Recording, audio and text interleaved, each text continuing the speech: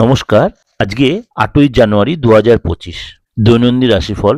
আজকে আপনাদের কাছে বলবো সারাটা দিন আপনাদের কেমন যাবে। অর্থাৎ আজকে হচ্ছে আপনার বুধবার সারাটা দিন আপনাদের কেমন যাবে। চলুন তাহলে জেনে নিই। মিথুন রাশি, আজকে আপনার খরচ বাড়বে। আপনার ব্যবসায় আজকে শত্রু বৃদ্ধি পাবে। ব্যবসায় ভালো সুযোগ পেয়েও আপনি হয়তো কাজে লাগাতে পারবেন না। বেশি হঠকারী সিদ্ধান্ত নেবেন না। আর্থিক সাহায্য আজকে কারোর থেকে পেতে পারেন, কিন্তু সেটা বুঝে শুনে নেবেন কি নেবেন না। পাওনা আদায়ে আজকে দেরি হতে পারে। স্কিনের কোনো প্রবলেম দেখা দিতে পারে। নিজের বুদ্ধিতে কোনো বিপদ থেকে আপনি উদ্ধার পেতে পারেন।